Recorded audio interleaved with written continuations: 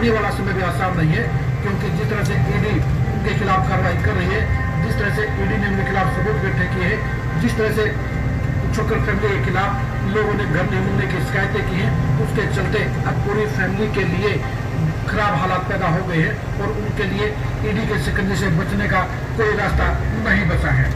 गैर जमानती वारंट होने के बाद उनके लिए कोर्ट से भी आसानी से राहत नहीं मिलेगी, क्योंकि पहले उन्हें सरेंडर करना पड़ेगा, उसके बाद उन्हें जमानत के लिए अप्लाई करना पड़ेगा। लेकिन माहिर ग्रुप का लगभग कई सौ करोड़ का ये घोटाला बता रहा है कि इनके लिए अब राहत की आसानी नहीं होगी, वो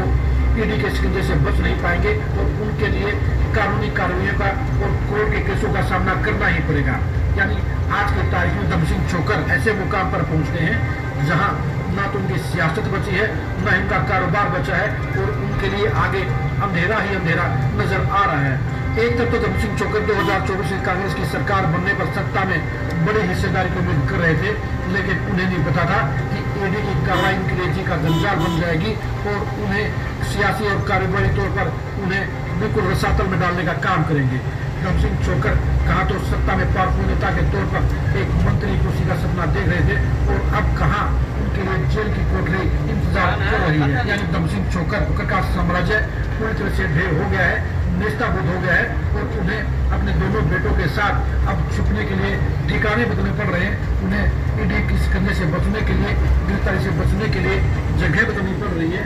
लेकिन कहीं आसपास आसार नजर नहीं आते हैं, क्योंकि कोर्ट ने उनके खिलाफ गैर जमानती वारंट जारी कर दिया है और गैर जमानती वारंट जारी होने के बाद उनके लिए अब दूसरी कोर्ट से भी राहत मिलना आसान नहीं होगा, क्योंकि ऊपर की कोर्ट में भी उनसे पहले सरेंडर करने के लिए कहा जाएगा और उसके बाद ही उनकी जमानत की याचिका पर सुनवाई हो पाएगी। यानी अब छोकर फैमिली को पहले जेल में जाना पड़ेगा, उसके बाद उन्हें बाकी की कानूनी कार्रवाइयों का सामना करना पड़ेगा। आपको बता दें, छोकर फैमिली को उनके रियल एस्टेट कंपनी माहिरा में हुई बड़ी गड़बड़ियों के चलते ही इस मामले में नापा गया है, इस मामले में अभियुक्त बनाया गया है। आरोप लगे हैं कि छोकर फैमिली ने अपनी हाउसिंग सोसाइटियों में लोगों को वायदे के अनुसार फ्लैट नहीं दिए, उनके करोड़ों रुपए निकालने का काम किया गया। कई सौ करोड़ रुपए लोगों से इकट्ठा किए गए, लेकिन उनको मकान बनाकर नहीं दिए गए, जिसके चलते लोगों ने सरकार के पास शिकायत की। उसके बाद ईडी ने इस सारे मामले की मान अपने लेने के बाद जब इसको खंगालने का काम किया तो साफ तौर पर पता चल गया कि छोकर फैमिली ने